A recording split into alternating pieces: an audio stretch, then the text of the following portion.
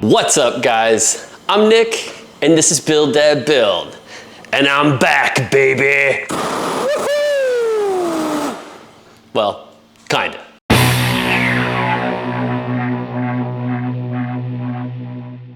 So first, let me start off by saying thank you to everybody that reached out after my last video where I was saying that I was having some problems with depression and I wanted to kind of revisit the channel. I think I've got some of those things worked out now, but I appreciate everybody's kind words. So thank you so much. You guys are awesome. However, when I was taking my break, I'd actually only planned to maybe take a couple of days break and then work in the shop, but just not film everything, or maybe film it and just not be stuck to a production schedule. And then, of course, a couple of days after I made that video, I tore a muscle in my shoulder. Not real bad, but just bad enough to where I was having a hard time lifting things. Really odd thing, it doesn't hurt, but if I put any load on it, so we're pretty sure it's a rotator cuff tear. Not bad enough for surgery or anything like that, but if I put any weight on it, or if I try to pick anything up with my left arm dominant, I can't. It just doesn't activate right. So it's been a couple of weeks where I've been letting it just completely rest. So I haven't been out to the shop in almost 3 weeks, over 3 weeks now. About 3 weeks. So when I say I'm back, I have to limit how long I'm in the shop, because since this doesn't hurt, I will just wear it out to where I'll be super exhausted tomorrow. And I want to kind of avoid that, because if I do that, I'm not giving it enough time to heal.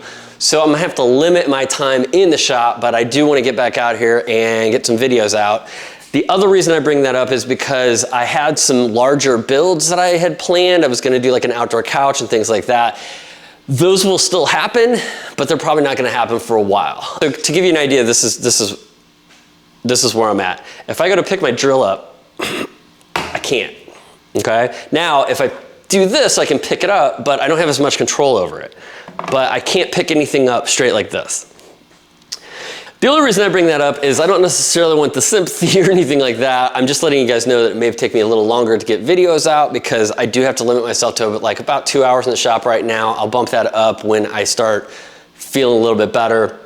But if you see me do anything that looks kind of dangerous, that might be why. And that was my other concern about being in the shop, is I didn't want to get to a point where I couldn't move anymore and put myself in a dangerous position. But if you see me kind of jerking around weird, that's probably why. Anyway, if I decide that I'm not safe enough in the shop, then we're just gonna have to revisit what I'm gonna do. I do have a laser engraver on the way, so I'm hoping to do a couple laser engraving videos that will be less shoulder intensive. So what I'm gonna do now is stick to some finish videos, some epoxy videos, and some things that are a little less lifty, if you know what I mean. Now, I was at a makers meetup in Houston, probably a couple weeks ago when you see this. And I was talking to a guy, his Instagram is Texas Tap Handles. He makes these really cool tap handles for tappers and things like that, on the lathe, CNC, stuff like that. Really cool guy. And we were talking about Keda Wood Dyes, and he told me that Fiebing's leather dye is pretty much the same thing. As a matter of fact, the guy at Keda actually, I guess, uses some of the same process, or maybe even the same materials. And Fiebing's leather dye is less expensive. And if you know me, I'm a cheap mofo. We're gonna take this little piece of pine, we're gonna chop it up. Whatcha, whatcha, whatcha, ooh, yeah, okay, maybe.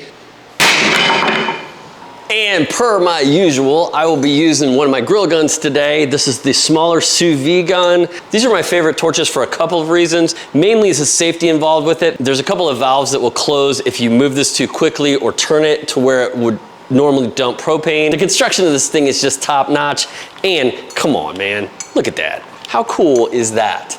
And we're gonna be using pine today, and as I always say with this technique, make sure that you pick out some interesting grain work in the boards. You wanna make sure you have some knots, areas that create interest, so some wider and some thinner areas where that soft cellulose material meets the hard cellulose material, the stuff that's gonna burn out. I'll link to my Shishigiban playlist right here. Ooh, yeah, it's already getting to me. Actually, I think it's right here. If you have questions on this process, check out that playlist. I go into more detail on the first couple of steps.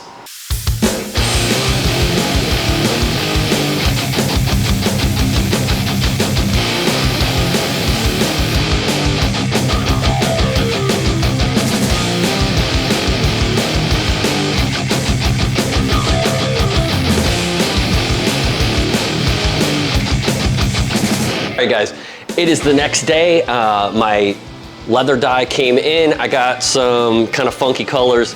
This is a turquoise, purple, Kelly green, and my favorite, ox blood, because you couldn't just say red. So these come with these applicators, which I'm sure is good for leather. I'm not gonna use these, I don't think. I am gonna hang on to these though. These look like they might get into those hard to reach spots, kids. Those hard to reach spots. What I'm gonna be using to apply the dye is these little guys. They're just melamine sponges. They look like this in their hole. You might know this as the Mr. Clean Magic Eraser, but this isn't the name brand. And you can order like 50 of them for like 15 bucks. It's like the cheapest applicator ever. I wish I could remember who I saw using this because I would shout them out, but I don't. I think it was a TikTok or something. But these things are awesome for putting stain on, paint, anything. So I just want to thank that person, whoever you are, wherever you are. Thank you for the melamine sponge hack. And while we're on the subject of thank yous, I would just like to say thank you to all my subscribers. If you have not subscribed to my channel yet, please consider doing so. Hit that little subscribe button down below. It costs you $0 and it helps me out immensely. Thanks. And on that note, I'd also like to thank all of my patrons. I'm gonna put these guys right down here, and I got my list out. I've had some changes. I've lost some of my patrons, and I just wanna say to you guys, I know that a lot of people left because they said I wasn't as active. There are some big changes coming to Patreon, so if you haven't checked out my Patreon page, please consider going over and checking it out. But I'd like to give shout outs to Jim Carter, Frank Stover, and Nick Everhart for joining up. And then I'd like to thank my top tier patrons, or my Boilermaker patrons, Stephen Mann, Eric Weiss, Derek Coates, Chuck Faulkner, Puffy Muffins, Mike Penrod, and the latest addition, Zach Z. You guys are awesome. I would cheers you, but it's like noon. All right, now let's get to work. But first, don't forget to glove up, my dudes and dudettes. Glove up.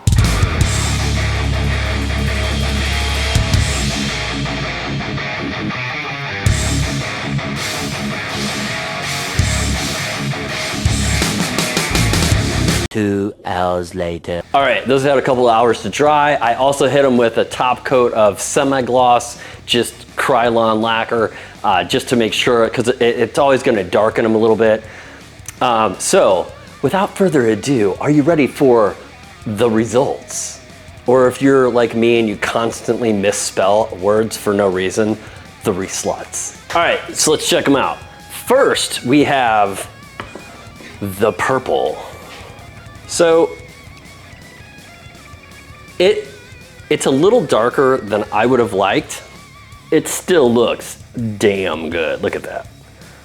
Oh, it's just such a deep, rich, royal purple, and it plays off those lines really well. Next we have red. You can never go bad with red. I don't have very many bad red results. So this was as expected, but man, look at that. It's freaking amazing. And check out this green, man. And when it went on, it was super dark, but as it dried, whew, look at that. It's like this vibrant, like, I think it's a Kelly green. I guess you could call that a Kelly green. I would call that like an emerald, but hot, it's hot. But the one I think steals the show is this turquoise. Look at that.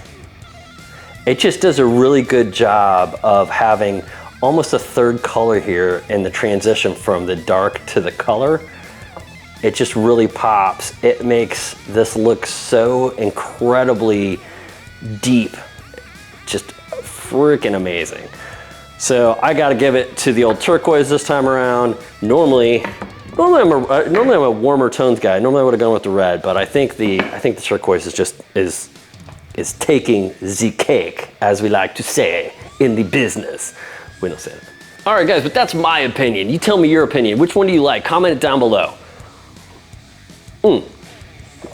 Also, if you haven't checked out Bullet's rye, stuff's delicious. I'm not even a rye guy. Like, up until this point, if you were gonna give me a rye, I said no, I didn't like it. This stuff is delicious. All right, guys, so thanks for hanging out in the shop with me today. If you like this video, hit that like button. Is this a Keda Wood Dye killer? I'm gonna say yes, because it's the same organic materials, it gives the same really good, deep results, and it's cheaper, man. That's all I gotta say about that. Now, thanks for playing. Now I gotta get to work. Dip, dip, dip. All right, good deal. So we're gonna take this little piece of pine, we're gonna chop it up. Woo-chaw, woo-chaw. Ooh, I can't do that.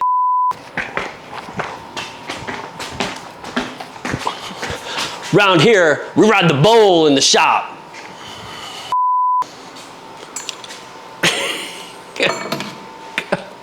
See, I can't lift it. I'm gonna start a dye company. I'm gonna call this Purple Nurple. Yay! Whoa, girl, whoa.